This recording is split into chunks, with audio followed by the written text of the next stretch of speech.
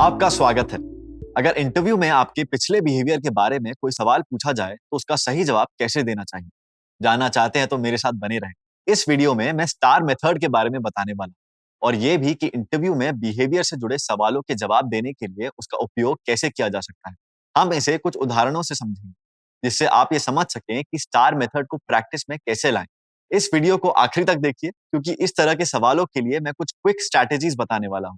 ये छोटे-छोटे बदलाव हैं जो बड़े असरदार होते हैं। तो आइए शुरू करते हैं। बिहेवियरल इंटरव्यू में किस तरह के सवाल पूछे जाते हैं? बिहेवियरल इंटरव्यू एक पॉपुलर इंटरव्यू टेक्निक है जिससे एम्प्लॉयर जॉब कैंडिडेट को असेस करने के लिए इस्तेमाल करते हैं। जैसे कि काम का बहुत ज्यादा प्रेशर होने पर आप कैसे रिएक्ट करते हैं? ऐसे काल्पनिक सवाल पूछने की बजाय वो खास सिचुएशनल सवाल पूछ सकते हैं। जैसे कोई ऐसा मौका बताइए जब आप पर काम का बहुत ज्यादा प्रेशर आया था और उस समय आपका रिएक्शन कैसा रहा? तो समझे इंटरव्यू में बिहेवियरल बेस्ड सवाल कैसे होते हैं। अगर कोई सवाल इस तरह शुरू हो कि ऐसा मौका बताइए या फिर मिसाल के तौर पर कब ऐसा हुआ था, तो उनका उद्देश्य यह समझना है कि उन खास परिस्थितियों में आपका अनुभव क्या रहा और उसमें आपका बिहेवियर कैसा रहा या आपने कैसे रिएक्ट किया। बिहेवियरल सवालों में इंटरव्यूअर आपसे आपकी पर्सनैलिटी, स्किल्स और एबिलिटी के बारे में जानने की कोशिश करता है। इसके कुछ और उदाहरण इस तरह हैं। एक उदाहरण देके बताइए कि आप अपने गोल कैसे सेट करते हैं। कभी ऐसा हुआ है कि आपको किसी समस्या हल करने के लिए क्रिएटिव होने की जरूरत पड़ी? कभी ऐसा हुआ है कि आपको कुछ टास्क या प्रोजेक्ट को प्रायोरिटी देनी पड़ी? कोई ऐसा मौका बताइए जब आप किसी डिसीजन से असहमत रहे हों। उन प्रोजेक्ट्स के बारे में बताइए जिन पर काम करके आपको गर्व हुआ हो। कभी ऐसा हुआ है कि जब आपसे गलती हुई हो और उस सिचुएशन को आपने कैसे संभाला? स्टार मेथड क्या है? इंटरव्यू में बिहेवियरल बेस्ड सवालों के जवाब देते समय अपने जवाबों को फॉर्मेट करने के लिए स्टार मेथड सबसे अच्छी स्ट्रैटेजीज में से एक है। STAR, स्टार यानी सिचुएशन, टास्क, एक्शन और रिजल्ट है। इस फॉर्मेट से आप एक कंप्लीट और समझने में आसान कहानी तैयार कर सकते हैं। इससे आप अपने कॉन्ट्रीब्यूशंस और उनके इम्पैक्ट पर बात कर सकते हैं। हम अक्सर सिचुएशन पर बात करते हैं जबकि हमें अपने रोल के बारे में और हमारे हासिल किए गए नतीजों के बारे में बात करनी चाहिए। जवाब देते समय आपको अपनी वर्क हिस्ट्री से सबसे पॉजिटिव और सबसे रेलेवेंट एक्सपीरियंसेस शेयर करके अपनी स्ट्रेंथ दिखानी चाहिए। इंटरव्यू में अपनी उपलब्धियां बताते समय ज्यादा विनम्र होने की जरूरत नहीं है।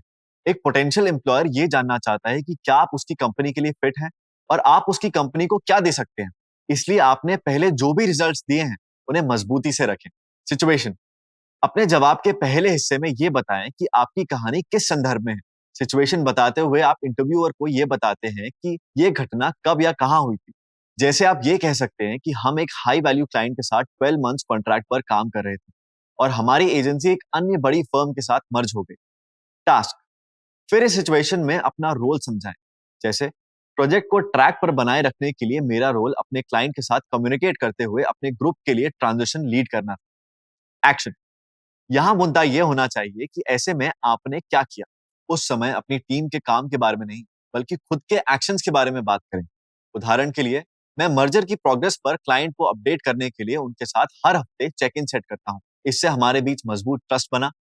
मैं अपने साथियों के साथ रेगुलर बात कर रहा था कि वे इस बदलाव को कैसे हैंडल कर रहे हैं और मैं ये तय करने की पूरी कोशिश कर रहा था कि हम इसे डेडलाइंस तक पूरा करें।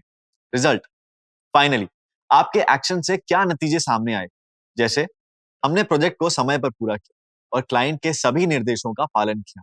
इसमें कई चैलेंजेस भी आए, लेकिन मुझे इस सिचुएशन में इस बात का बेहतरीन अनुभव मिला कि बदलाव को कैसे नेविगेट करना चाहिए और अंडर प्रेशर कैसे कामयाब होना चाहिए। अगर आप इतना सब याद ना रख पाएं तो इसका एक और तरीका है। कॉन्टेक्स्ट बताएं, आपने क्या किया, आपने इसे कैसे किया और आपका फाइनल रिजल्ट क्या रहा। आइए अब स्टार मेथड का एक और उदाहरण देखते हैं। सिचुएशन, मैं लीड डिजाइनर था और मेरी टीम में स्टाफ की कमी थी और काम का बोझ बहुत ज्यादा था। अकाउंट मैनेजर मुश्किल डेडलाइन सेट कर रहे थे जिससे मेरी टीम स्ट्रेस में थी और उनका मनोबल कमजोर हो रहा था। टास्क, एक टीम लीडर के रूप में मेरा काम न सिर्फ ये सुनिश्चित करना था कि मेरी टीम डेडलाइंस पूरी करे, बल्कि मैं दूसरे डिपार्टमेंट्स को बैंडविड्थ बताऊं और अपनी टीम को मोटिवेट भी करूं। एक्शन, ऐसे में मैंने प्रोजेक्ट टाइमलाइन का अंदाजा देते हुए एक formal creative request process set की। मैंने अपनी टीम की बैंडविड्थ पर चर्चा करने और प्रोग्रेस अपडेट शेयर करने के लिए उन अकाउंट मैनेजरों के साथ वीकली मीटिंग्स भी की। रिजल्ट, मैंने अपनी टीम के कामकाज को ज्यादा ट्रांसपेरेंट बनाया और अकाउंट मैनेजरों के साथ बेहतर एक्सपेक्टेशन सेट की, जिससे हम डिजाइन टीम की टू डू लिस्ट को फिर से प्रायोरिटाइज कर सके और अपने काम को बोझिल बनाने से रोक पाए। अगले क्वार्टर में हमने अपनी एवरेज प्रोजेक्ट टाइमलाइन को 2 दिन कम कर दिया। अगर आप नए हैं और आपकी कोई लंबी प्रोफेशनल हिस्ट्री नहीं है, तो आप अपने इंटर्नशिप, वॉलंटियर वर्क या ग्रुप प्रोजेक्ट्स के उदाहरण को याद करें, जिन्हें आपने अपनी पढ़ाई करते हुए किया था। कभी-कभी एम्प्लॉयर्स ऐसे उदाहरण सुनना चाहते हैं जो आपके काम से जुड़े ना हो। इसलिए उन चैलेंजेस या मुश्किलों के बारे में सोचें, जिनसे आप अपने निजी जीवन में निपटे हो। अगर आप सोशल मीडिया इंटर्नशिप के लिए इंटरव्यू देने वाले कॉलेज स्टूडेंट हैं, तो ऐसे में क्या करेंगे? अगर आपने कॉलेज मैगजीन के लिए काम किया है, तो आप उसके बारे में बता सकते हैं। और इस सवाल का जवाब देने के लिए स्टार मेथड का उपयोग कर सकते हैं। क्या कभी ऐसा हुआ है जब आपने किसी समस्या का क्रिएटिव सॉल्यूशन खोजा हो? सिचुएशन: मेरी online college magazine the voice की रीडरशिप बहुत कम थी। टास्क: सोशल मीडिया टीम का मेंबर होने के नाते मुझे कोई ऐसा सोशल कंटेंट ढूंढना था जिससे साइट ट्रैफिक 30% बढ़ जाए। एक्शन: मैंने फेसबुक, ट्विटर और इंस्टाग्राम पर बड़ी-बड़ी संख्या में सोशल मीडिया फॉलो करने वाले कई दूसरे स्टूडेंट ग्रुप्स को साथ लिया, जिससे कुछ अच्छे और रेलेवेंट आर्टिकल्स की लिंक शेयर की जा सके। रिजल्ट: नतीजा मेरी कोशिशों से मंथली साइट विजिट में 35% बढ़ोतरी हुई। साथ ही मैंने कैंपस के अन्य सभी छात्र संगठनों के लिए एक पॉइंट ऑफ कांटेक्ट की एक डायरेक्टरी भी बनाई, जिसमें social media team future stories को प्रमोट कर सके। ये जवाब असरदार है, क्योंकि इससे प्रॉब्लम को एक कॉन्टेक्स्ट मिलता है, इंडिविजुअल एक्शंस का जिक्र होता है और पता लगता है कि उनका क्या असर हुआ है।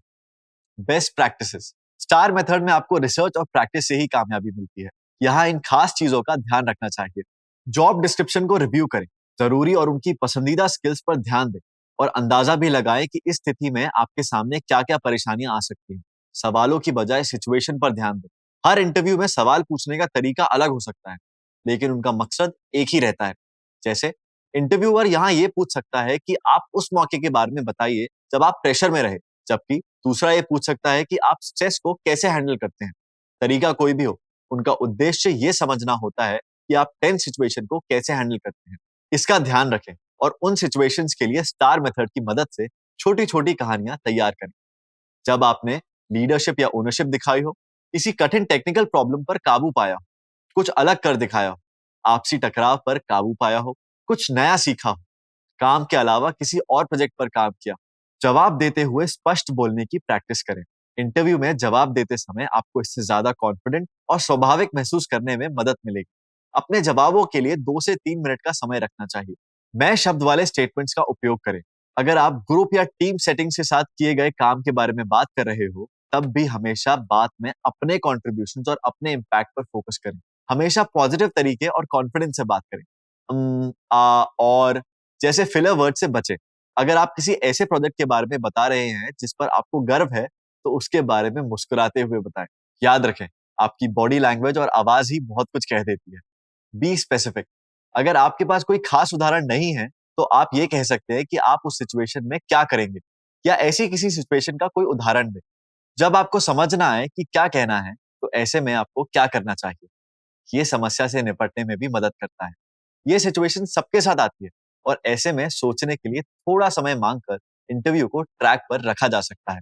यहाँ कहने की प्रैक्टिस करें, ये सवाल बहुत अच्छा है, मुझे थोड़ा सोचने का समय चाहिए। थोड़ा सा पॉज लेने से आप सिचुएशन को कंट्रोल में रख सकते हैं और अपने कॉन्फिडेंस को बनाए रख सकते हैं। चलिए, अब थोड़ा रिकैप करते हैं। इंटरव्यू के बिहेवियर संबंधी सवालों का जवाब देने के लिए स्टार मेथड का यूज कैसे करें। इसकी टिप्स कुछ इस तरह हैं। Number 1, format: situation, task, action और रिजल्ट पर जमे रहें। नंबर 2, केवल सवालों पर नहीं बल्कि सिचुएशंस पर भी ध्यान दें। नंबर 3, मैं शब्द वाले स्टेटमेंट की मदद से पॉजिटिव और कॉन्फिडेंट होकर बात करें।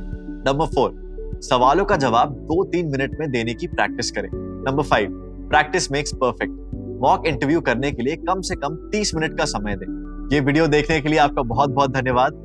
मुझे उम्मीद है कि आपको ये जानकारी मददगार लगी होगी और आप इसे इंटरव्यू में बखूबी इस्तेमाल करेंगे। इंटरव्यू के बिहेवियर संबंधी सवालों का जवाब देते समय स्टार मेथड का उपयोग कैसे कर सकते हैं, इसके अन्य उदाहरण देखने के लिए इस करियर गाइड आर्टिकल को जरूर देखें। अगर आप इस तरह के और भी वीडियोस को देखना चाहते हैं तो कृपया इसे लाइक और सब्सक्राइब करें और अपडेटेड रहने के लिए बेल आइकन को भी दबाएं। जल्द ही फिर मिलेंगे।